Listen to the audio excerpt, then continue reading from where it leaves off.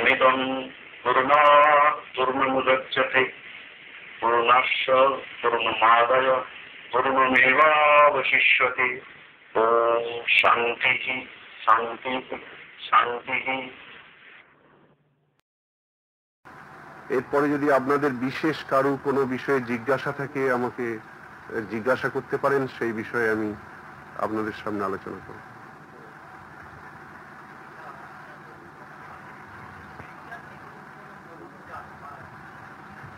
অ্যানিম্যালিটি বা রেশনালিটি যেটা বলছেন, আমরা ঠিক জীবনকে ওইভাবে আমরা বিশ্লেষণ করি না। কারণ অ্যানিম্যালিটি ইট ইজ অ্যানিম্যালিটি, পশুত্ব যেটা সেটা পশুর স্বাভাবিক প্রকৃতি। আর রেশনালিটি যেটা বলছেন যুক্তি, সেটা প্রত্যেকটা মানুষের মধ্যেই আপন আপন স্বযুক্তি থাকে, সেটা সংস্কারগত। মানবিক চেতনাকে আমরা তিনটে স্তরে বলছি, একটা হচ্ছে আদি ভৌতিক, আদি দৈবিক, আধ্যাত্মিক।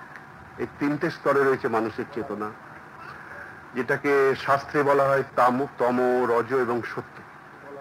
জীববিজ্ঞান দিয়ে যদি আমরা বিশ্লেষণ করি তাহলে তিনটে ডাইমেনশন পাবো আমরা, প্যাশন, ইমোশন, ডিভোশন। যেটা প্যাশন, যেটা জৈবিক প্রবৃত্তি, যেটা আপনি বললেন আহার নিদ্রা নিদ্রা মৈথুনম চ ভয়ম।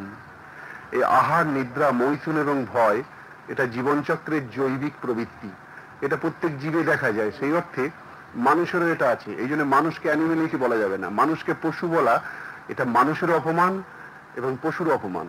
এই অর্থে মানুষকে ঠিক পশু বলা ঠিক নয়। মানুষের এটা একটা স্তর, জৈবিক স্তর।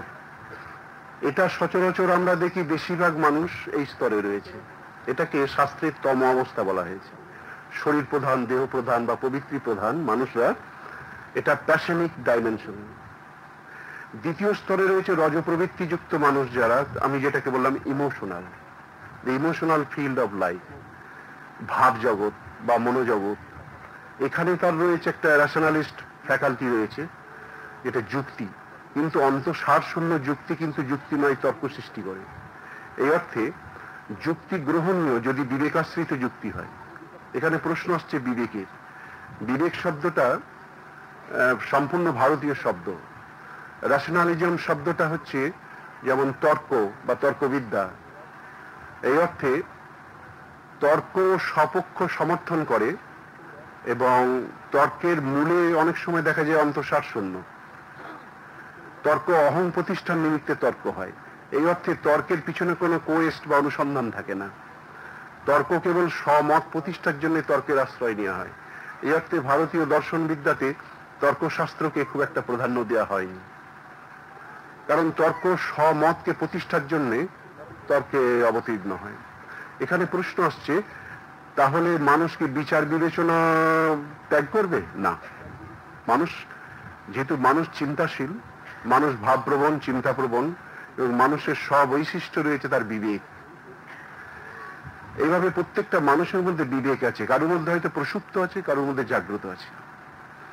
যারা আলোকিত মানুষ, জাগ্রত মানুষ, তাদের মধ্যে বিবেক খুব সক্রিয় থাকে।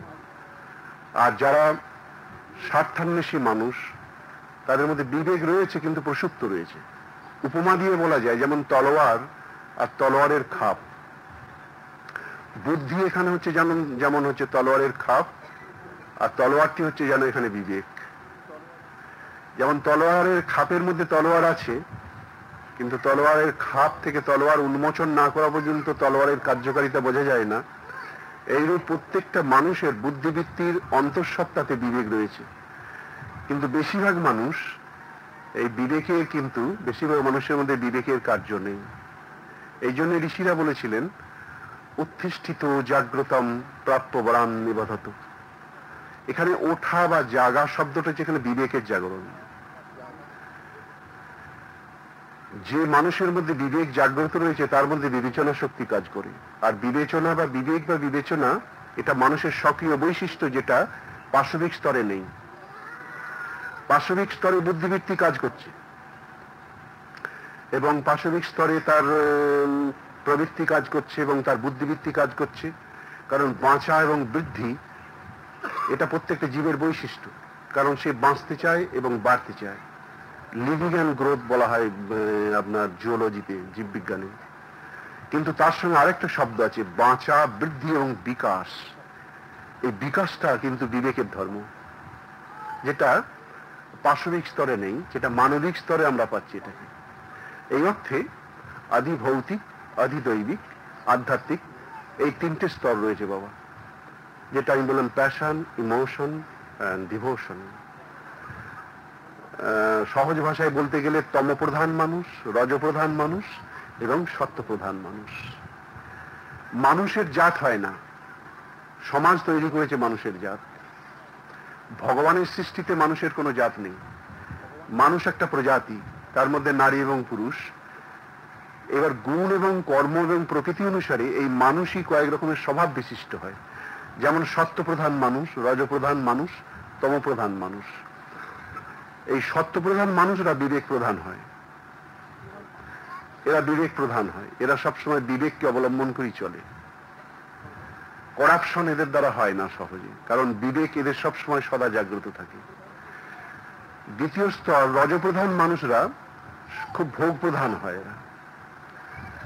এরা কিন্তু খুব কর্মপ্রধানও হয় এবং ভোগ প্রধান। এদের বিলাস, ভোগ এদের জীবনের উদ্দেশ্য হয়। প্রতিযোগিতা, প্রতিদ্বন্দ্বিতা, উপার্জন এগুলোও করে, যার জন্য এরা খুব কর্মপ্রধান হয়। এদের রজ প্রকৃতির মানুষ বলা হয়। আর তম প্রকৃতির মানুষ এরা অহংকার প্রধান হয়, এরা দাম্ভিক হয়, আত্মহংকারী হয়, হিংসা প্রবণ হয় এবং অলস হয়। তাই আলস্য, জাঢ্য এবং প্রমাদ তমগুণের লক্ষণ। সমাজে যদি আমরা একটু লক্ষ্য করে দেখি, এই তিন ধরনের মানুষ খুব দেখা যায়। তুলনামূলক তমপ্রধান লোকের সংখ্যাই বেশি আমরা দেখি সমাজে, তুলনামূলক একটু বেশি রজপ্রধান ব্যক্তি, তারপরে সত্যপ্রধান ব্যক্তি। আর এক রকমের মানুষ আছে, এদের সচরাচর আমরা মহাপুরুষ বা ঈশ্বরকোটি মহাপুরুষ বলি, বা এরা যদি নারী হয় তাদের মহিষী বলা হয়। যেমন মা শারদা মহিষীদের মধ্যে পড়ছেন। পুরাকালে যেমন সাবিত্রী, অরুন্ধতী, ঘোষা, লোপামুদ্রা, আরো অনেক আছে, হয়তো তাদের ইতিহাসে অনেকের নামও নেই। এমন ধরনের মহিষী নারী অনেক এসেছিলেন। আবার অনেক মহাপুরুষ এসেছিলেন। এরা আর এক স্তরের মানুষ, এরা হচ্ছে ত্রিগুণাতীত মানুষ, যেটা ভগবান শ্রীকৃষ্ণ ভগবত গীতাতে বলছেন অর্জুনকে, যে অর্জুনকে বলছেন নিস্ত্রৈগুণ্য ভাব অর্জুনা। অর্জুন, তমগুণীরা রজগুণকে আদর্শ করবে, দিয়ে তম থেকে রাজসিক অবস্থায় তাদের উত্তরণ ঘটবে। আবার রজগুণীরা সত্যগুণকে আদর্শ করবে এবং রজগুণ থেকে সত্যগুণে তাদের উত্তরণ ঘটবে। কিন্তু সত্যগুণই কি শেষ কথা? বলছে না অর্জুন, নিস্ত্রৈগুণ্য ভাব, অর্থাৎ ত্রিগুণাতীত হতে হবে। এই ত্রিগুণাতীত অবস্থাকে তুরীয় অবস্থা বলা হয়েছে। সংসারে এরা কোটিতে গুটি, জানেন, খুব অল্প, যা এরাই হচ্ছে মানুষের জীবনের আদর্শ বা ধ্রুবতারা। এদের আমরা ঈশ্বরকোটি মহাপুরুষ বলি। এরা ত্রিগুণাতীত। তাই আমরা পেলাম চার ধরনের মানুষ সমাজে। এই চার ধরনের মানুষই দেখা যায়। আর জাতগুলি এগুলো এসেছে সমাজের একটা সময় হয়তো প্রয়োজন ছিল, কারণ পুরাকালে কৃষিভিত্তিক সমাজ ব্যবস্থা ছিল। তখন মানুষের বৃত্তি বা মানুষের কর্মসংস্থানের জন্য সামন্ততন্ত্রে কর্মবিন্যাস করা হয়েছিল সমাজে, এবং রাজন্য বর্গ এবং সমাজপতিরা মিলে সমাজে এইভাবে বৃত্তিকে বিভাগ করেছিল। সেটাই পরবর্তীকালে জাতিভেদ প্রথা বলে সমাজে রয়েছে। কিন্তু সমাজ আজকে তো পূর্বের সমাজ আর নেই, সমাজ পাল্টে চলছে। মানুষের কর্মজগৎ নির্ধারিত হবে তার যোগ্যতার মাপকাঠি দিয়ে, এটাই প্রকৃত। তা জাতিভেদ প্রথাটা, এটা তো এখন সংস্কারে দাঁড়িয়ে গেছে। ঈশ্বরের নির্ধারিত জাতিভেদ নেই, এটা সমাজপতিরা সমাজ এনেছে। তবে ইউনিভার্সাল প্রিন্সিপাল যেটা বললাম, যে বিশ্বজাগতিক কার্যকারণের যে নিয়ম রয়েছে, সেই নিয়মে চার প্রকারের মানুষ আমরা দেখছি। ত্রিগুণাতীত অবস্থার মানুষ, তুরীয় ভাবের মানুষ, সাত্ত্বিক স্বভাবের মানুষ, রাজসিক স্বভাবের মানুষ এবং তামসিক স্বভাবের মানুষ। এই চার প্রকারের মানুষ সমাজে দেখা যায়। তা তামসিক স্বভাবের মানুষ ভুরি ভুরি পাওয়া যায়, অসংখ্য। এরা আমাদের আদর্শ হতে পারে না। রাজসিক স্বভাবের মানুষও পাওয়া যায়, তারাও আমাদের আদর্শ হতে পারেন না। সাত্ত্বিক স্বভাব, তারাই আমাদের চূড়ান্ত আদর্শ। এরাই আমাদের ইষ্ট, কারণ ইষ্টকেন্দ্রিক আদর্শ জীবনের উদ্বর্তনে সাহায্য করে। যেটা পূর্বে আমি বললাম যে জৈবিক উদ্বর্তন, স্বভাবের উৎকর্ষতা আর আত্মিক উত্তরণ, যেটা অধিভৌতিক অধিদৈবিক আধ্যাত্মিক, এই সার্বিক সম্পূর্ণতা এনে দেয় যা, তাই হচ্ছে জীবনের কলা বা ধর্ম আমরা বলি। ধর্ম বলতে যেটা পূর্বে আমি বললাম যে কতগুলো সংস্কার বা আচার আচরণ পালন করাই ধর্ম নয়, বা ধর্ম বহু হতে পারে না, কখনো উপাসনা পদ্ধতি বহু হতে পারে, যেটাকে রিলিজিয়ন বলা হয়। যে উপাসনা পদ্ধতি, বিভিন্ন রকমের উপাসনা পদ্ধতি থাকে, মানুষ তার আপন বৈশিষ্ট্য বা সংস্কার অনুসারে সে নিজের নিজের স্বকীয় বৈশিষ্ট্য বা স্বভাব অনুসারে নিজের নিজের উপাসনা পদ্ধতি সে গ্রহণ করতে পারে, কিন্তু ধর্ম বহু হতে পারে না। ধর্ম সনাতন, শাশ্বত, সর্বজনীন, যা শাশ্বত, যেটা আমি বললাম প্রাণ ধর্ম। তা এই অর্থে প্রবৃত্তি প্রধান মানুষরা তার ওপরের আদর্শকে অবলম্বন করবে। আদর্শচ্যুতি হচ্ছে জীবনের সব থেকে বড় বিপর্যয়। জীবনের আদর্শ তারাই হবেন যারা ওই উচ্চকোটি বা উচ্চ স্তরের যারা পুরুষ, যাদের বললাম। এই অর্থে যেমন শ্রীরাম, শ্রীকৃষ্ণ, শ্রীকৃষ্ণ চৈতন্য মহাপ্রভু, শ্রীরামকৃষ্ণ, এই ধরনের যারা পুরুষ, এই ঈশ্বরকোটি মহাপুরুষ, এরাই হবেন আমাদের জীবনের আদর্শ। তখনই স্বাভাবিকভাবে জীবনের উদ্বর্তন বা উৎকর্ষতা আমরা পাবো।